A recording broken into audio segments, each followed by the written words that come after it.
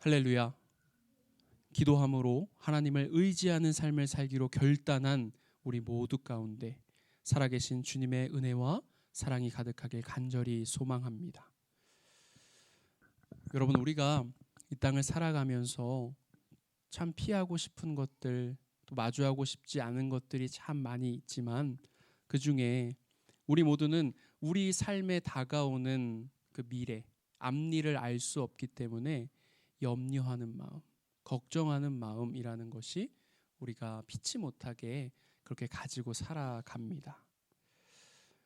점심을 여러분 식사를 하시면 설거지를 하면서 무슨 생각을 하십니까? 저희 아내는 점심 먹고 설거지하면서 저녁엔 또 뭐 먹지? 걱정하고 염려하더라고요. 그리고 이제 막 여러분들 학교를 입학하신 분들도 계실 텐데 이제 막 학교를 입학했음에도 불구하고 졸업 이후에는 어떻게 살아가지? 더 나아가서 이제 졸업하고 나서는 어디에 취업해야 되지? 어디에 살아야 하지? 라는 그런 염려와 걱정을 합니다. 그리고 더 나아가서는 누구랑 결혼하지? 결혼을 걱정하고요. 아직 결혼도 안 했음에도 불구하고 자녀 계획과 또 아직 태어나지도 않은 자녀의 미래까지도 걱정하는 사람들이 간혹 있습니다. 이렇게 우리의 인생 가운데 걱정과 염려하는 마음은요, 끝이 없는 법입니다. 하지만 여러분, 우리가 언제까지 그런 걱정과 염려에 매여 살아갈 수는 없습니다. 왜냐하면 우리가 그런 확실하지도 않은, 아직 다가오지도 않은 걱정과 염려에 매여서 우리가 그렇게 살아갈 때 하나님을 향한 우리의 믿음이 작아지기 때문입니다. 그래서 예수님은 오늘 마태복음의 말씀에서 이렇게 세상의 걱정과 염려 가운데 매인 사람들을 향하여 믿음이 적은 사람들아 라고 말씀하고 계십니다. 여기에서 믿음이 작은 사람들이라는 표현은 하나님을 향한 믿음이 없는 사람들을 이야기하는 것이 아니에요. 하나님을 향한 믿음이 없는 사람들을 이야기하는 것이 아니라 우리들과 같이 하나님을 믿는 믿음 안에서 진짜 제자가 누리는 행복이 무엇인지를 들었고 나 자신이 세상의 소금과 빛으로 부름받았음을 우리가 깨달았으며 나를 위해 이 땅까지 낮아지셔서 십자가에 달려 돌아가신 그 나를 위한 주님의 그 사랑을 경험했지만 그 실제적인 삶의 시간 앞에 다가오는 걱정과 염려에 사로잡혀 시험에 빠진 사람들, 그런 지금의 어쩌면 우리와도 같은 사람들의 모습이 바로 믿음이 적은 사람들의 모습인 것입니다. 성도 여러분, 믿음이라는 것이 있고요, 염려라는 것이 있죠. 말이 달라요. 그렇지만 믿음이라는 것과 염려라는 것은 서로 따로 있는 것이 아닙니다. 우리의 굳건한 믿음은 우리 안에 스며들어오는 그 염려를 막아내고 또 무너뜨립니다. 하지만 반대로 우리 안을 그 염려가 가득 채우고 있다라고 한다면 우리는 그 염려하고 걱정하는 그 마음 때문에 우리의 믿음이 우리 안에 설 자리를 잃게 되는 거예요. 더 나아가 우리의 믿음이 무너져 버리게 되는 것입니다. 다시 말하면 우리의 믿음보다 그 염려하고 걱정하는 마음이 우리 안에 더 커져 버리면 그것이 우리를 사로잡아 버리는 거예요. 하지만 하나님을 향한 우리의 믿음이 굳건하다라고 한다면 염려 대신에 평안이라고 하는 하나님이 주시는 그 평안하고 선한 그 마음이 우리를 사로잡게 되는 것입니다. 그렇기 때문에 우리의 삶에 그 어떤 고난과 역경과 걱정이 찾아온다 할지라도 우리가 하나님을 향한 우리의 믿음이 굳건하다면 우리는 처해진 환경이 어떻든 처해진 시간과 또한 그 상황들이 어떻든 그런 것과는 관계없이 하나님이 주시는 그 온전한 은혜와 사랑을 누리며 살아갈 수 있게 되는 것이죠. 그렇다면 우리의 그 믿음, 굳건해야 하는 그 믿음이 왜 작아지게 될까요? 그것은 우리 삶에 우리가 많은 삶을 살아가잖아요. 많은 에피소드들도 있고 상황들도 있고 시간들을 살아가고 있는데 우리 그 모든 삶의 전체적인 영역에 있어서 하나님의 은혜를 온전히 누리지 못하기 때문입니다. 하나님에 대한 믿음의 확신과 믿음의 경험이 우리에게 부족하기 때문에 우리의 믿음이 점점 그 염려라고 하는 걱정이라고 하는 것에 매여 작아져 버리게 되는 것입니다. 우리 모두는 아까도 찬양했지만 지존하신 하나님의 그 역사하심, 하나님의 살아계심을 믿으며 또한 우리가 기도할 때 그 우리의 기도를 들으시는 하나님을 신뢰합니다. 하지만 그 지존하신 하나님이 매 순간에 단 1초도 어김없이 내 손을 잡고 나와 함께 동행하여 주고 계시다라고 하는 사실을 우리는 자꾸만 잊고 살아갑니다. 우리의 아주 작은 신음에도 응답하신다고 하셨어요. 우리의 아주 작은 그 신음에도 응답하신다고 하는 그 임마누엘의 하나님을 여러분들은 100% 완벽하게 여러분의 삶 가운데 온전히 신뢰하고 살아가고 계십니까? 우리가 임마누엘의 하나님을 100% 완벽하게 매일의 삶에 매 분, 매 초, 매 순간 그 시간 가운데 함께 하신다는 그 하나님을 우리가 자꾸만 잊어버리기 때문에 신뢰하지 못하기 때문에 우리는 우리 삶 가운데 시간들 가운데 다가오는 그 작은 문제들 작은 그 신음들 그 앞에서 염려와 또 걱정들을 만나며 넘어지고 상처받고 그 걱정과 염려에 매여 우리의 믿음이 작아지는 그러한 상황들을 우리가 경험하게 되는 것입니다. 이런 너무나도 연약하고 자꾸만 믿음이 작아지려는 위험 앞에 놓인 우리들에게 오늘 예수님은 말씀하고 계십니다. 오늘 시작하는 본문 마태복음 6장 19절과 20절의 말씀인데요. 우리 마태복음 6장 19절과 20절 말씀을 우리말 성경으로 함께 읽어봅니다. 함께 읽습니다. 너희는 자기를 위해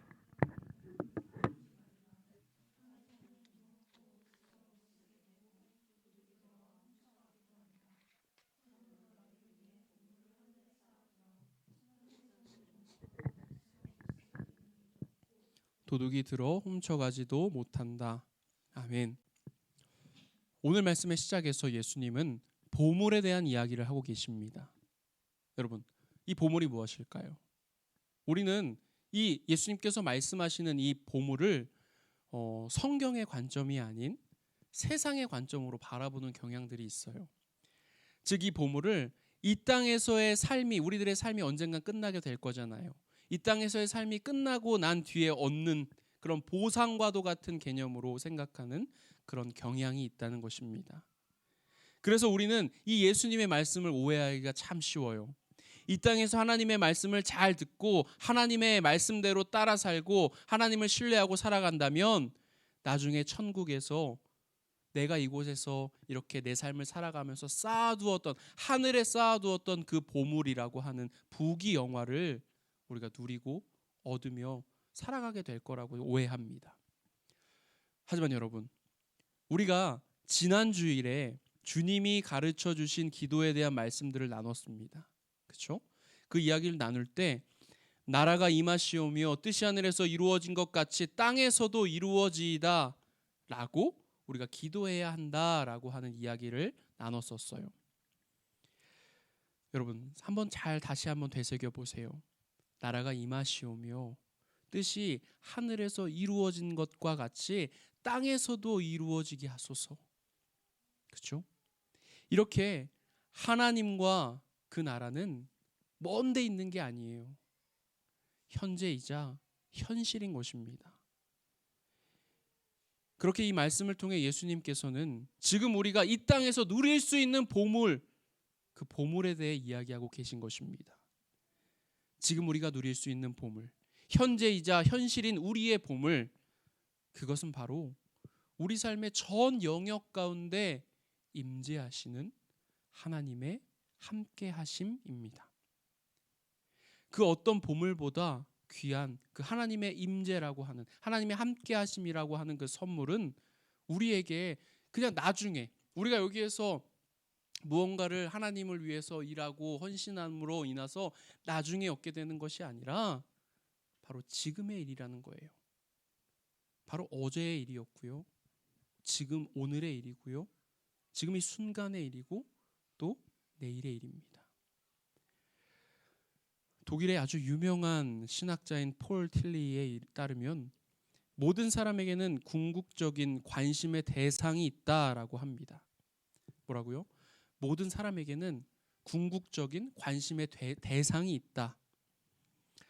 그렇기 때문에 그 관심의 대상이 꼭 하나님이 아닐지라도 모든 사람에게는 궁극적인 관심의 대상이 있기 때문에 모든 사람은 어쩌면 종교적이다라고 이야기할 수도 있을 것 같아요.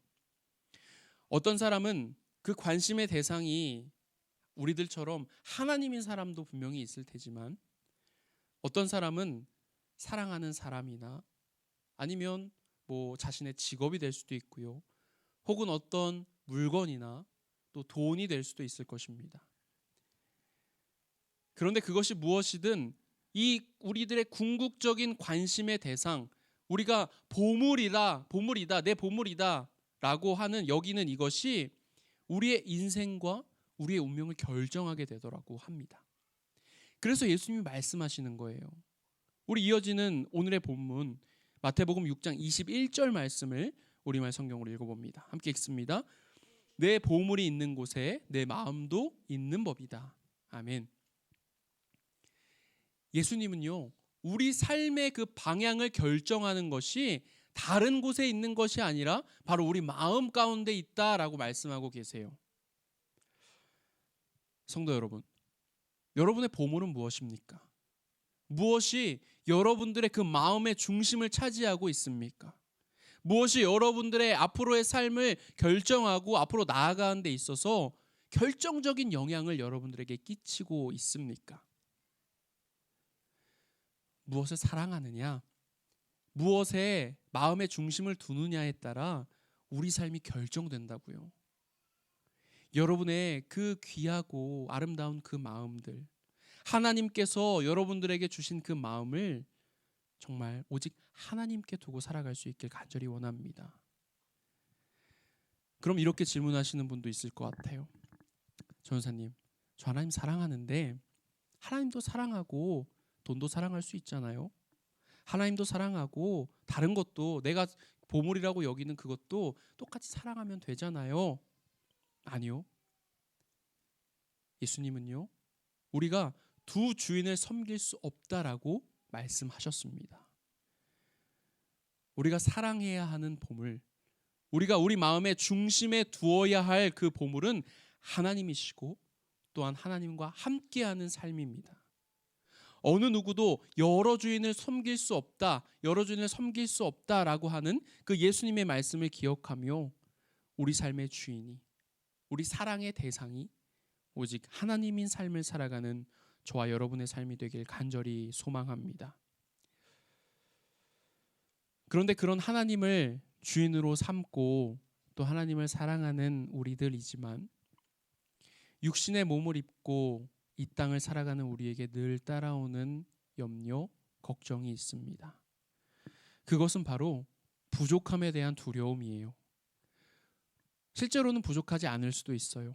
하지만 어쩌면 부족할 것 같은데 라고 하는 그 부족함에 대한 그 두려움이 또다시 우리를 정말 내 마음 가운데 굳건하게 하나님을 새기고 중심에 두고 살아가고자 노력하는 우리를 자꾸만 근심과 걱정으로 몰아갑니다. 그런 우리에게 예수님은 또다시 말씀하고 계십니다. 오늘 본문에 이어지는 말씀인데요, 마태복음 6장 25절로 30절의 말씀입니다. 마태복음 6장 25절로 30절까지의 말씀입니다. 조금 긴데 우리가 함께 읽어보기 원합니다. 함께 읽습니다. 그러므로 내가 너희에게 말한다. 자기 생명을 위해 무엇을 먹을까 무엇을 마실까 걱정하지 말고 자기 몸을 위해 무엇을 입을까 걱정하지 말라. 생명이 음식보다 소중하고 몸이 옷보다 소중하지 않으냐. 공중에 나는 저 새들을 보라. 씨를 뿌리지도 거두지도 창고에 쌓아두지도 않지만 하늘에 계신 너희 아버지께서 먹이신다. 너희는 새들보다 얼마나 더 귀하냐. 너희 중 누가 걱정한다고 해서 자기 목숨을 조금이라도 더 연장할 수 있겠느냐. 어째서 너희는 옷 걱정을 하느냐. 들에 핀 저 백합꽃이 어떻게 자라는지 보라. 일하거나 옷감을 짜지도 않는다. 그러나 내가 너희에게 말한다. 그 모든 영화를 누렸던 솔로몬도 이 꽃 하나만큼 차려입지는 못했다.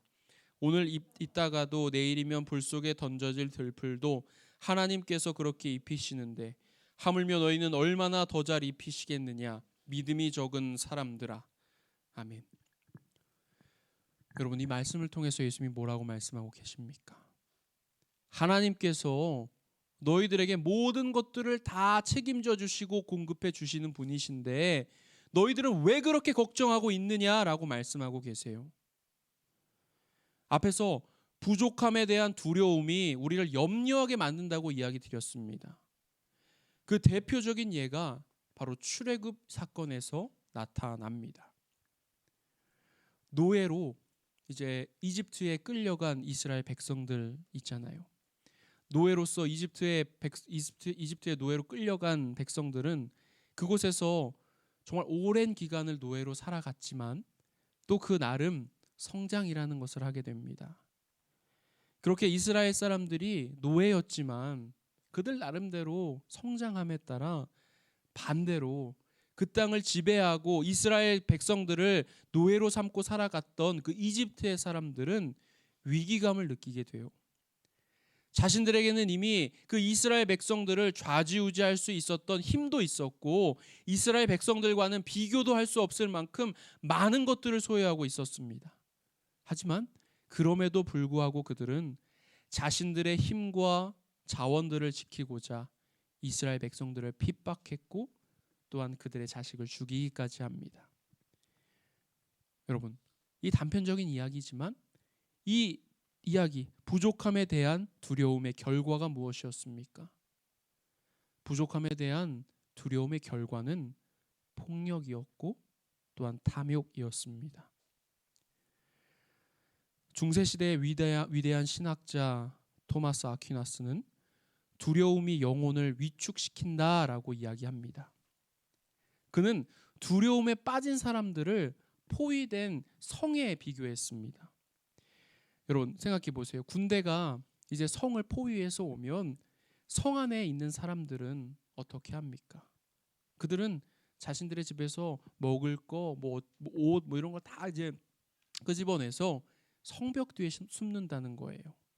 그리고 성벽 뒤에 바짝 숨어 있는 그런 위축된 자세에서 적이 공격하지만 성을 결국에 함락시키지 못하고 포기하고 돌아갈 때까지 그저 자신들이 가진 그냥 이 한정된 자원이 떨어지지 않기만을 바라며 기다린다라고 하는 거예요. 그것은 정말 우리 또한 마찬가지일 것 같습니다.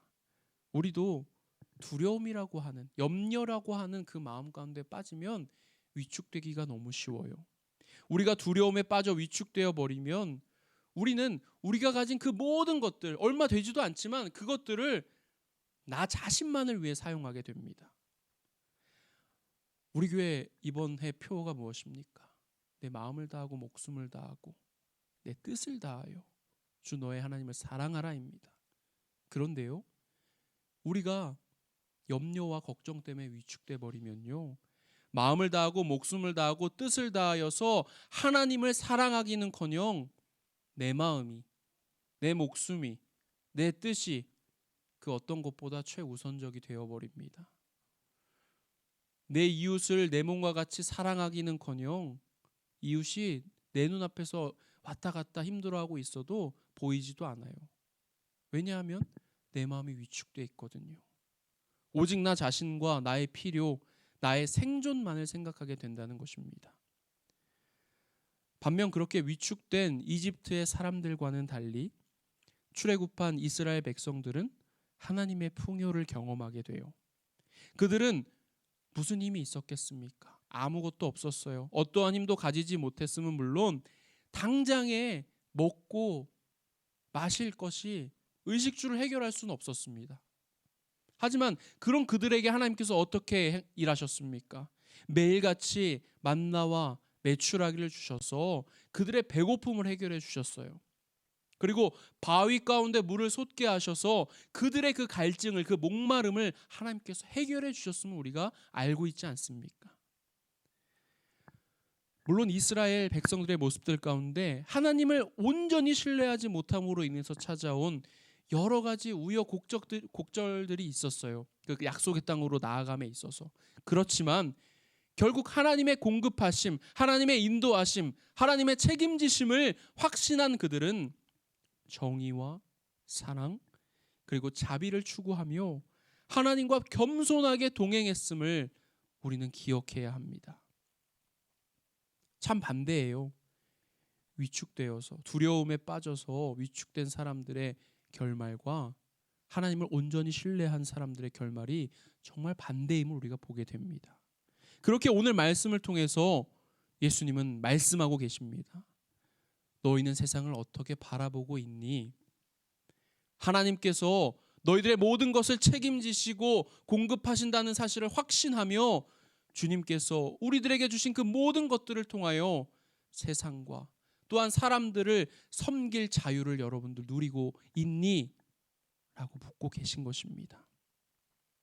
사랑하는 성도 여러분, 사랑이라고 하는 것, 사랑한다는 것, 그것은 나의 것을 나눠줄 수 있어야 하는 것입니다. 위축된 상태로 인해서 방어적이고 너무나 이기적인 태도로는 사랑할 수 없어요. 하나님을 사랑하기는커녕 내 주변 사람들에게조차 마음을 줄 수 없다고요. 예수님은 바로 이런 우리를, 부족함에 대한 두려움에 위축되어 있는 우리를 그것으로부터 자유하게 하시기를 원하고 계십니다. 헨리 나우엔의 말처럼 두려움은 두려움을 낳을 뿐 절대 사랑을 낳을 수는 없는 법입니다. 사랑하는 성도 여러분, 무엇을 먹을까? 무엇을 마실까? 무엇을 입을까? 걱정하지 마십시오. 제가 이번 주에 이제 아내와 길을 걷다가 이런 이야기를 나눴었어요. 제가 이제 산상순, 지금 계속적으로 우리가 산상순의 말씀을 우리가 나누고 있는데 이 말씀을 사실 이렇게 시리즈라고 하죠. 계속 이어서, 그게 사실은 제가 설교를 준비함에 있어서 조금 부담스러웠습니다. 사실은 그렇게 계속 말씀을 이어서 한 부분을 이어서 간다는 것이 그냥 그런 생각이 있었는데, 이렇게 산상순을 쭉 이어가다가 이제 오늘의 말씀을 만난 거예요. 제 입장에서. 근데 참 시작함에 있어서는 힘들지 않을까? 라는 이렇게 핑계 같은 것도 제 마음속에 있었는데, 이렇게 하다 보니 마침 저에게 주시는 말씀이다 라는 생각이 들어서 아내와 그런 얘기를 나눴어요. 나 사실 요새 무엇을 먹을까? 무엇을 입을까? 어떻게 할까? 라는 걱정이 당신에게 말하지 않았지만 정말 내 마음속에 두려움으로 있었는데, 마침 이 나의 두려운 이 마음 가운데 하나님께서 이 말씀을 나에게 준비하며 두려워하지 말라고 주신 말씀인 것 같다라고 그런 이야기를 나눴어요. 제가 아내한테 그런 이야기하면 얼마나 불안하겠어요. 그렇기 때문에 말은 처음 했지만 뭐 아내도 대충 알고 있죠. 그래서 사실은 나도 그랬는데 우리 정말 이 하나님의 말씀 붙잡고 우리 살기로 결단한 이상 또 하나님께서 그런 어려운 마음 가운데 두려워하지 말라라고 하는 말씀으로 함께 하시니 이 말씀 붙잡고 정말 이 말씀 우리 성도들에게 또 담대하게 확신을 가지고 선포하며 우리가 나아가자라는 그런 이야기를 나눴었어요. 여러분, 무엇을 마실까? 무엇을 입을까? 무엇을 먹을까? 걱정되죠. 걱정되지만 여러분들 반드시 기억하시길 바랍니다. 하나님께서 여러분의 모든 것을 책임지신다고요. 여러분들에게 필요한 모든 것들을 하나님께서 공급해 주신다고요. 우리가 정말 그 사실을 믿음으로 우리 자신이 세상이 주는 염려와 그 걱정들 가운데에서 정말 자유하게 되기를 원하고, 또한 예수님께서 우리에게 주신 가장 귀하고 중요한 명령이 있죠. 하나님을 사랑하고 세상과 사람들을 사랑하라 하셨습니다. 우리가 정말 하나님을 사랑하고 세상과 사람들을 사랑하며 살아갈 수 있는 우리 모두의 삶이 되길 간절히 소망합니다. 오늘 말씀을 마치면서 산상수훈을 누구보다 완벽하게 실천했던 인물로 알려진 아일랜드의 성인 성 패트릭의 기도문을 통해 지금까지 우리 가운데 있었던, 여러분들 마음 가운데 있었던 염려와 두려움이 계시다면 이 기도문을 통하여서 우리가 더 위로받고 또 확신받고 그 두려움이 사라지길 간절히 원합니다. 우리 같이 한번 읽어보기 원해요. 같이 읽습니다. 그리스도요, 나와 함께하옵소서. 내 앞에 계시옵소서. 내 뒤에 계시옵소서. 내 안에 계시옵소서. 내 아래에 계시옵소서. 내 위에 계시옵소서. 내 오른편에 계시옵소서. 내 왼편에 계시옵소서. 내가 누울 때 함께 계시옵소서. 내가 앉을 때 함께 계시옵소서. 내가 일어설 때 함께 계시옵소서. 나를 생각하는 모든 이의 마음속에 계시옵소서. 나에 관해 말하는 모든 이의 마음속에 계시옵소서. 나를 보는 모든 눈에 계시옵소서. 내 말을 듣는 모든 귀에 계시옵소서. 사랑하는 성도 여러분, 정말 이 기도문의 고백이 우리들의 고백이 되어 살아갈 수 있게 되기를 간절히 기도하고 소망합니다. 아멘.